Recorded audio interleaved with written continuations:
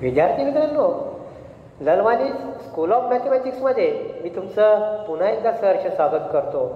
मित्रांनो, class 10th जॉमेट्रीचे काही video, त्याचप्रमाणे मैत्री गणिताशी यामधील जवळपास 13 व्हिडिओ लॉन्च केल्यानंतर आज मी तुमच्यासाठी घेऊन येत आहे एक नवीन सिरीज, आणि त्या सिरीजचं नाव आहे युक्लिडचा खजाना, द ट्रेझर ऑफ युक्लिड. दोन्ही शब्द महत्त्वाचे आहे. खजाना म्हटलं की पहिले आपले डोळे मोठे होतात. अरे बापरे, खजाना म्हणजे काय आहे? हिरे, मोती, चांदी, पैसेच पैसे, सोन्याचे दागिने. मित्रांनो, खजिना म्हटला की हे सर्व डोळ्यासमोर येणं नैसर्गिक आहे. माझ्या डोळ्यासमोर खजिना म्हटलं की हेच दिसतं. अलीबाबा और 40 चोर, खुलजा सिम म्हटलं आणि मोठा खजाना त्यांना भेटला. आणि युक्लिड म्हटलं की आपल्याला थोडं ताण येतो बुद्धीला. कोण आहे हवा युक्लिड? मला तर वाटतं कोणी IPL मधला प्लेअर तर नाही, बॉलर आहे का, बॅट्समन आहे का? नाही मित्रांनो, हा बॉलर बी नाही, हा बॅट्समन बी नाही, पण हा ऑलराऊंडर आहे. आणि ऑलराऊंड वर्क त्यानं केलेला आहे. जॉमेट्री, फक्त जॉमेट्रीच नव्हे मित्रांनो, तर विविध शास्त्रामध्ये त्याने प्रचंड असं काम केलेलं आहे. आणि आज आपण जी जॉमेट्री शिकतो त्याला म्हणतात युक्लिडियन जॉमेट्री. काय म्हणतात? Euclidean geometry.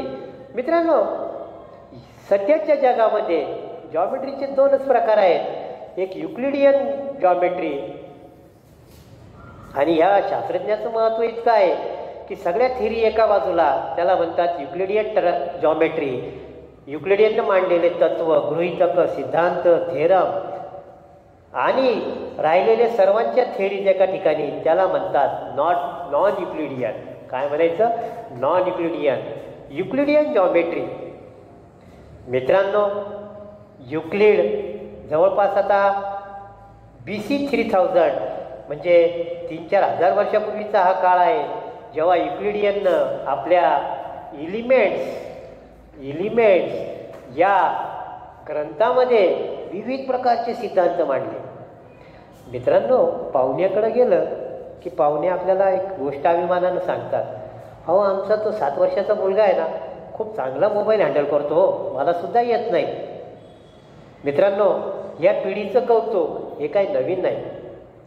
पण मित्रांनो, कोणती सुविधा नव्हती त्यावेळेला, कोणतीही सुविधा नव्हती. अंधार युग होतं, लाईटाचा पण शोध लागला होता माहिती नाही, प्रयोगशाळा नव्हते, साधनं नव्हते, 1G 2G 3G 4G काहीच नव्हतं. त्या काळामध्ये युक्लिडियनच नव्हे, युक्लिडियन, थेल्स आणि पायथागोरस सगळ्यांच्या परिचयाचा आहे. घराघरात पोचलेला आहे पायथागोरस.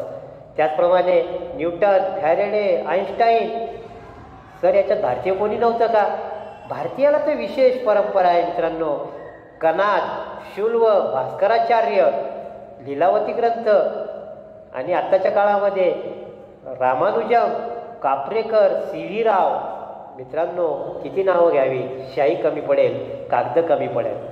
आणि मित्रांनो असते, कारण की हे जे महान लोक असतात हे निसर्गाने मानवजातीला दिलेली देणगी असते. तर मित्रांनो, आपण युक्लिडविषयी माहिती पाहणारच आहोत. तत्पूर्वी आपण आता एक पाठ करू. प्रत्येक पाठमध्ये थोडं शास्त्रज्ञांची माहिती पाहू आणि आपल्या ह्या पाठमध्ये सुरुवात करू. मित्रांनो, तुम्हाला सांगितलं की आपण ज्या युगात जगत आहोत ते युग हे भौतिक साधनांनी परिपूर्ण आहे.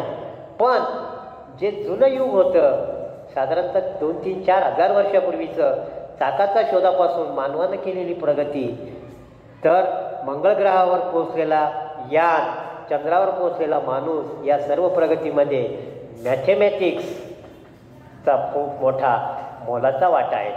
मॅथेमॅटिक्स जगातलं कोणतीही शाखा असो, कोणतंही नॉलेज असो, मॅथेमॅटिक्स शिवाय आपण त्याला डिस्क्राईब करू शकत नाही. तर मित्रांनो, मी आपल्या ट्रेझर ऑफ युक्लिडच्या पार्ट 1 साठी आपण तयारी करत आहोत.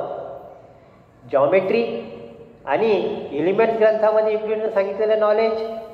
जॉमेट्री म्हणजे काय आता मी सांगणार तुम्हाला. जिओ, कुठे शब्द ऐकला सांगा? जॉग्राफी. जिओ म्हणजे अर्थ किंवा भू, अर्थ किंवा भू. अर्थ किंवा भू. मेट्री हा मेट्रॉन शब्दापासून तयार झालेला आहे. जिओमेट्रॉन ग्रीक शब्द आहे, त्याच्यातून तयार झालं जॉमेट्री, मेट्रॉन. जिओ म्हणजे अर्थ आणि मेट्रॉन म्हणजे मेजरमेंट. मराठीत सांगायचं तर भू आणि मेजरमेंट म्हणजे मापन. जमिनीचे मापन, अर्थ मेजरमेंट या संकल्पनेतून जॉमेट्रीचा जन्म झालेला आहे. मित्रांनो, मोबाईलच्या टावर समोर उभं राहिलं आणि सांगितलं, सांगावर या टावरची उंची किती? आपल्या डोक्यामध्ये प्रश्न निर्माण होईल, इतका मोठा टेप आणायचा कुठून, माणसाला वरती पाठवा. आपण आपल्या ध्वजाच्या समोर उभे आहोत, आपल्याकडं ध्वजस्तंभ आहे, शाळेमध्ये ध्वजस्तंभाची उभे आहे, ध्वजस्तंभासमोर उभे आहोत आणि एका विद्यार्थ्याने सांगितलं, सांग याची उंची किती या ध्वजस्तंभाची. कसं मोजणार? ध्वजस्तंभावर जाणं तर शक्य नाही. पण दुसरा मुलगा चटकन म्हटला की जॉमेट्रीचा वापर केला आणि याची सावली जर आपण मोजली तर आपल्याला या ध्वजस्तंभाची उंची काढता येईल.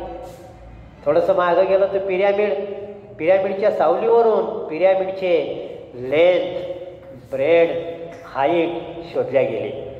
जगातले 7 आश्चर्य जी आहेत, 7 वंडर्स ऑफ वर्ल्ड, हे सर्वांमध्ये मॅथमॅटिक्स नवे. जगात प्रत्येक ठिकाणी अत्र तत्र आणि सर्वत्र फक्त मॅथमॅटिक्स आणि मॅथमॅटिक्स आहे. तर मित्रांनो, लेंथ, ब्रेड, हाईट पिरॅमिडची काढली. त्या काळामध्ये शास्त्रज्ञांनी नवी त्याची रचना केली. कशाच्या साहाय्याने? जॉमेट्री, मॅथमॅटिक्सच्या साहाय्याने. मित्रांनो, लेंथ, ब्रेड, हाईट कोणती गोष्ट असो, हे डस्टर आहे, याला लेंथ आहे, याला ब्रेड आहे, याला हाईट आहे. पण अशाही काही गोष्टी आहेत की ज्याला लेंथही नाही, ब्रेडही नाही आणि हाईटही नाही. काय म्हणतात सर, असं कसं शक्य आहे? जगातली प्रत्येक गोष्ट जी अस्तित्वात आहे त्याला तर एक तर लेंथ असेल, ब्रेड असेल किंवा हाईट असेल, तिन्ही असतील किंवा दोन्ही असतील किंवा कमीत कमी एक तरी असेल लेंथ. नाही मित्रांनो, अशा काही गोष्टी आहेत की ज्याला लेंथ नाही, ब्रेड नाही, हाईट नाही. अशी सर्वात पहिली गोष्ट आहे पॉईंट. कोणती गोष्ट आहे मित्रांनो? पॉईंट. आणि याला आपण मराठीत काय म्हणतो? बिंदू. मित्रांनो, मराठी मीडियम आणि इंग्लिश मीडियम किंवा सेमी इंग्लिश दोन्ही भाषेतल्या विद्यार्थ्यांना याचा उपयोग व्हावा. ॲक्च्युअल आपली मराठी मातृभाषा आहे आणि बेसिक कन्सेप्ट समजायचे असेल तर मातृभाषेला पर्याय नाही. म्हणून मी इंग्लिश, मराठी प्लस इंग्लिश दोघांचा वापर पूर्णपणे करणार आहे. मित्रांनो, पॉईंट, लेंथ नाही, ब्रेडथ नाही, हाईट नाही आणि तरी याला अस्तित्व आहे, याला म्हणतात point. Point, no length, no breadth, no height, लांबी नाही, रुंदी नाही, उंची नाही, तरी अस्तित्व आहे. असं कोण? तर तो आहे पॉईंट. आणि मित्रांनो, थेंबे थेंबे तळे साचे म्हणतात. त्याचप्रमाणे आकाशात जर आपण पाहिलं तर हजारो लुकलुकणारे तारे दिसतात. जमिनीवरून हे सर्व तारे पॉईंटसारखे दिसतात. मित्रांनो, पॉईंट याला स्वतःचं कोणतंही अस्तित्व नाही असं म्हणणं चुकीचं आहे. जरी याला लेंथ नसली, ब्रेड नसली, हाईट नसली तरी हा आहे म्हणून जॉमेट्री आहे किंवा भूमिती आहे. याला स्वतःला अस्तित्व नसलं तरीही जॉमेट्रीचं संपूर्ण अस्तित्व हे या पॉईंटमुळे आहे. मित्रांनो, अस्तित्व नाही असं म्हणता येणार नाही. आणि त्याच्यानंतर आता पॉईंट म्हटलं की या प्रकारे जितका अंकोचीदार टोक असेल तितका तो पॉईंट लहान होईल. आणि हे पॉईंट दर्शविण्यासाठी ॲक्च्युअल आपण हे जे पॉईंट काढतो हा पॉईंटचा आयकॉन आहे. काय आहे? आयकॉन आहे. आणि या पॉईंटचं नाव देण्यासाठी मित्रांनो आपल्याला वापर करावा लागतो इंग्रजीतले capital letter A, B, C, D. Rangoli पाहिली असेल मित्रांनो या प्रकारे 1, 2, 3, 4, 5, 6, 7, 8. काय नाव आहे मित्रांनो? A, B, C, D, E, F, G, H. मित्रांनो, महत्त्वाचा मुद्दा, पॉईंट्सला जर आपल्याला नाव द्यायचं असेल तर कसं द्यावं लागेल? कॅपिटल लेटरनं. आणि याला म्हणणार कसं? बिंदू ए किंवा पॉईंट ए. मित्रांनो, युक्लिडनं भूमिती जॉमेट्रीची रचना करण्यासाठी 5 गोष्टी अशा गृहीत धरल्या आणि त्या 5 थेरम किंवा ज्या गृहीत धरल्या त्याला इंग्रजीमध्ये पॉस्च्युलेट्स म्हणतात. काय म्हणतात? Postulates. How many postulates are there? 5. आणि याला मराठी गृहीतक म्हणतात. गृहीत धरलं ते. आणि हे 5 पॉस्ट्युलेट्स 5 पॉस्ट्युलेट्स कोणते आहेत हे आपण एका पार्टमध्ये जसं पुढं जाणार आहोत तसं मी तुम्हाला सांगणार आहे. मित्रांनो, पॉईंटविषयी आपण चर्चा केली. नंबर 2 येतं पॉईंट, सेकंड येतं लाईन. लाईन मराठी त्याला काय म्हणणार मी, रेषा. नंबर 3 येतं प्लेन, मराठी त्याला काय म्हणणार मी, प्रतल. आणि मग साहजिकच प्रश्न निर्माण होतो, what is the definition of point, line and plane. बिंदू, रेषा, प्रतल. सर याची व्याख्या सांगा. प्रत्येक गोष्टीची व्याख्या असते, मग याची बी व्याख्या पाहिजे. पण मित्रांनो, गमतीचा भाग सांगतो, या तिघांना व्याख्याच नाही. हे तिघेही अव्याख्या आहे. You cannot define point, line and plane. या तिन्हीची व्याख्या करता येत नाही. या तिन्हीची व्याख्या करता येत नाही. पण मित्रांनो, जॉमेट्रीमधल्या प्रत्येक गोष्टीची व्याख्या करण्यासाठी हे तिघं लागतात. पुन्हा रिपीट करतो मित्रांनो, point, line, plane. What is the definition of point, line and plane. बिंदू, रेषा आणि प्रतलची व्याख्या काय आहे? नाही, काही उत्तर नाही. अव्याख्येय आहे. काय आहे? अव्याख्येय. पण मित्रांनो, जॉमेट्री भूमितीमधल्या प्रत्येक कन्सेप्टची व्याख्या करण्यासाठी हे तिघांची गरज असते, पण हे स्वतः अव्याख्येय आहे. मित्रांनो, मी तुम्हाला सांगितलं की पॉईंट दर्शविण्यासाठी आपल्याला काय दाखवावं लागतात? कॅपिटल लेटरचा वापर करावा लागतो. ABCDEF. मित्रांनो, हा पॉईंट काढला. हे पॉईंटचं आयकॉन आहे. मी याला पॉईंट L असं म्हणू शकत नाही. This is wrong. Capital letter. आता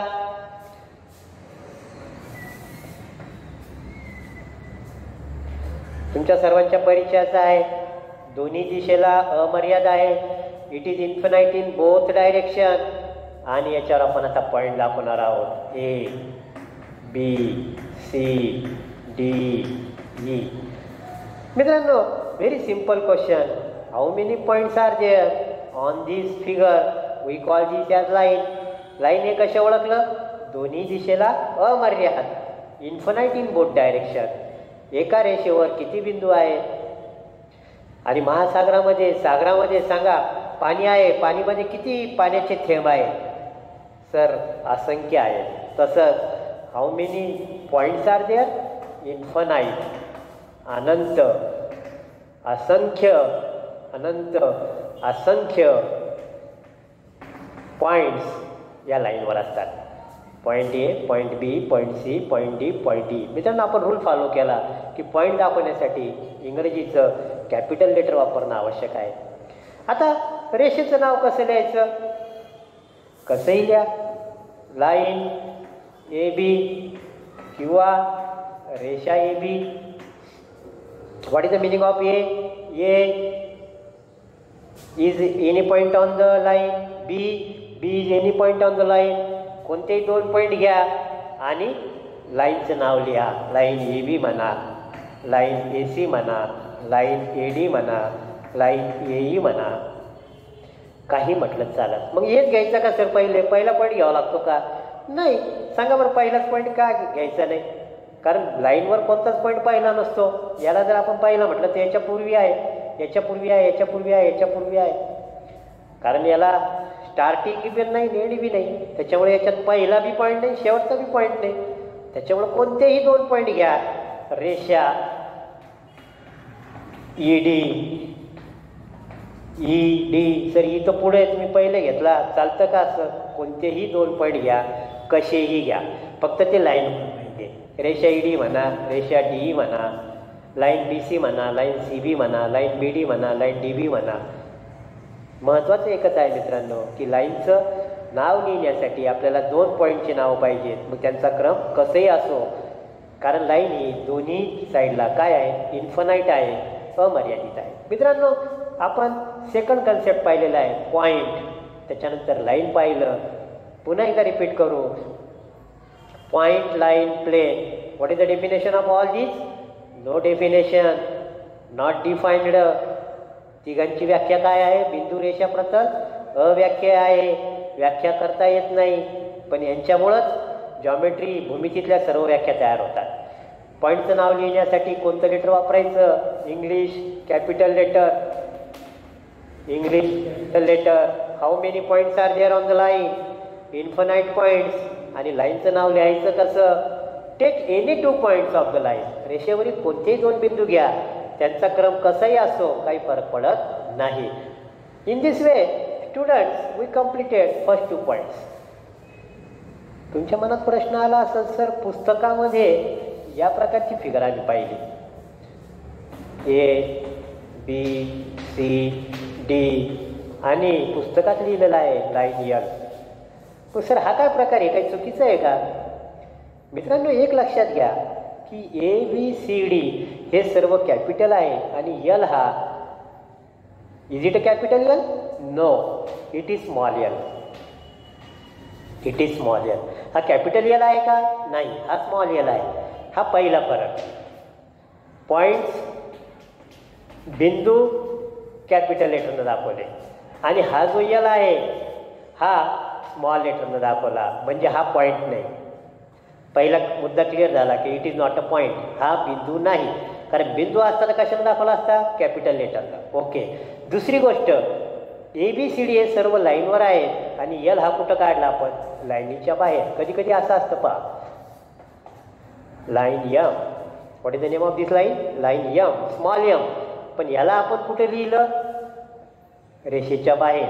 रेषेच्या बाहेर. तर मित्रांनो, लाईन दाखवण्यासाठी आपण एक अक्षर जर आपल्याला दाखवायचं, एकाच अक्षरानं दाखवायचं असेल तर ते पहिले स्मॉल लेटर पाहिजे. कसं लेटर पाहिजे? स्मॉल लेटर पाहिजे. आणि आपण जर याला असं लाईन यल म्हटलं ते दिस इज लॉंग, कारण हा पॉईंट झाला. आणि पॉईंट झाला तर तो कशाला पाहिजे? कॅपिटल लेटरनं. याला आपल्याला असं दाखवावं लागेल, यल. ओके. यम. आता झाली line L M. L is a point, M is a point. पण मी समजा रेषेच्या बाहेर दाखवलं, this is line L. What is this? Line L. Line L. आणि हा कोणत्याही प्रकारचा पॉईंट नाही. This is only name. आपल्याला फक्त दाखवण्यासाठी आहे. या प्रकारची लाईन काढली, लाईन यन. रेषेच्या बाहेर स्मॉल लेटर आणि यन नावाचा कोणताही बिंदू या रेषेवर नाही. Is it right? In this way students we completed point and line. नाव very important and last is plane. Plane. Plane म्हटलं की समजतं, रस्ता कसा प्लेन आहे? सपाट आहे. प्लेन आहे रस्ता, हा प्लेन आहे. रस्ता हा सपाट आहे. सपाट. सपाट पृष्ठभाग कोणते आहेत? आपल्या वहीचं पेज सपाट आहे म्हणजे प्लेन आहे. आपला बोर्ड हा सपाट आहे म्हणजे प्लेन आहे.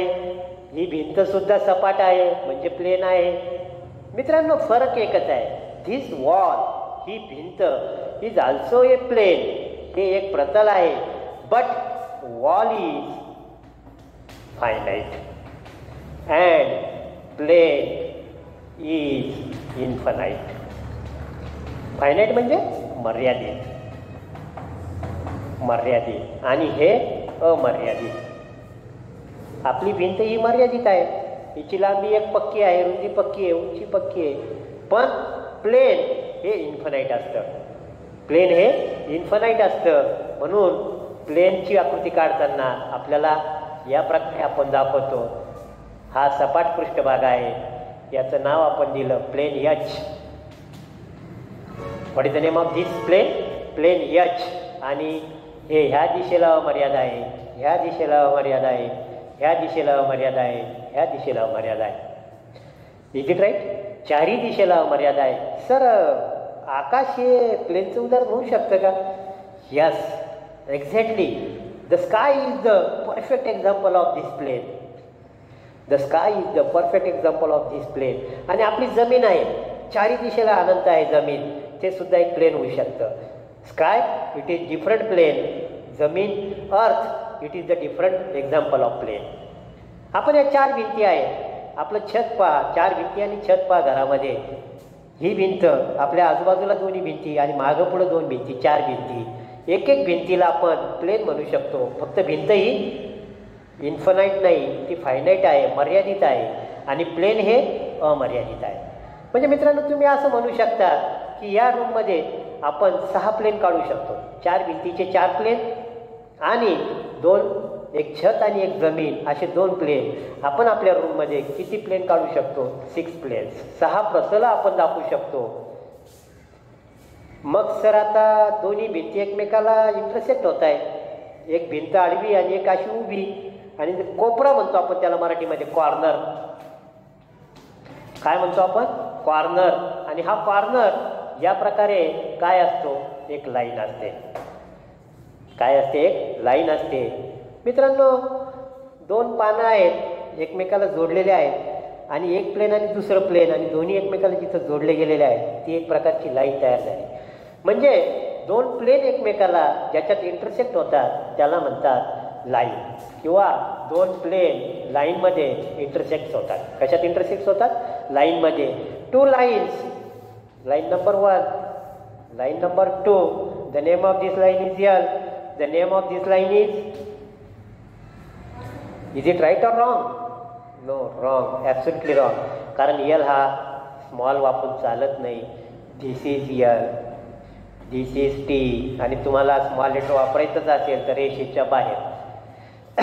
Line T L and line M intersects each other in a point. 2 रेषा एकमेकांना एका बिंदूत छेदतात. किती बिंदूत छेदतात? एका बिंदूत छेदतात. किंवा कधी कधी या 2 रेषा एकमेकाला इंटरसेक्ट होत नाही, छेदत नाही. त्याला काय म्हणतात मी तुम्हाला पुढच्या भागामध्ये सांगणार आहे.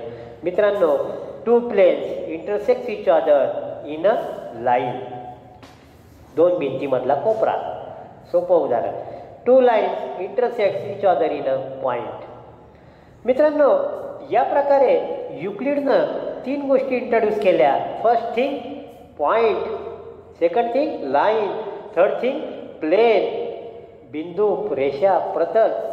मित्रांनो मला सांगा, आपण जेव्हा रांगोळी काढतो ती रांगोळी अंगणामध्ये काढतो, अशी प्लेन अंगण असतं आणि अशी रांगोळी काढतात, बरोबर आहे. एका मुलानं हट्ट पकडला आईकडे, आई आपल्याकडे जे सिलेंडर आहे गॅसचं, त्या गॅसच्या सिलेंडरवर रांगोळी काढ. अरे बाबा कसं काढता येईल? ते सपाट नाही. आणि हा जो सिलेंडर आहे it is not a plane. आपण जी रांगोळी काढतो त्याच्यासाठी आपल्याला सपाट पृष्ठफळ पाहिजे. त्याला आपण काय म्हणतो? प्रतल, किंवा इंग्रजीमध्ये याला म्हणतो प्लेन. प्लेन म्हणजे सपाट. 3 मुद्द्याकडे पुन्हा एकदा कॉन्सन्ट्रेट करू. पहिलं कोणतं? पॉईंट, लाईन, प्लेन, बिंदू, रेषा, प्रतल.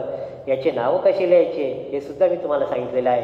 मित्रांनो तुमच्यासाठी होमवर्क आहे की पॉईंट काढा, 26 पॉईंट्स काढा आणि त्यांना नावं द्या.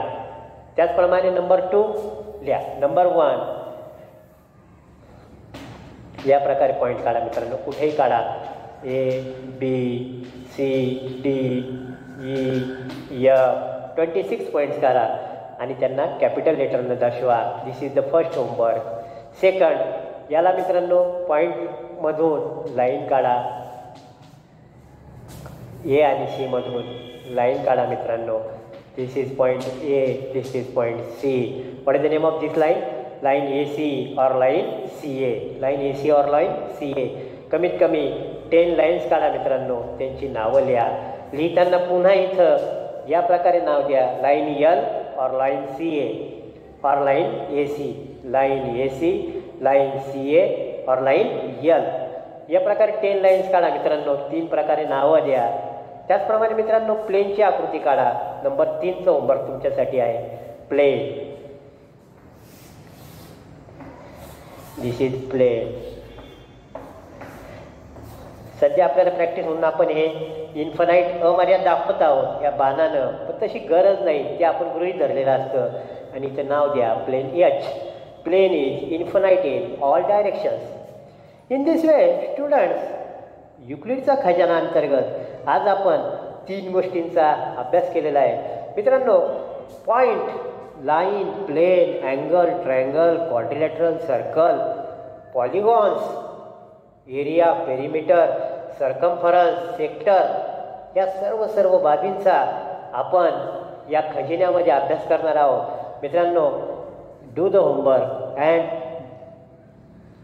बी ready for the next part of the treasure of Euclid, युक्लिडचा खजाना मी घेऊन येणार आहे पुन्हा पुढच्या पार्टमध्ये. तोपर्यंत मित्रांनो, थँक्यू, थँक्स अ लॉट.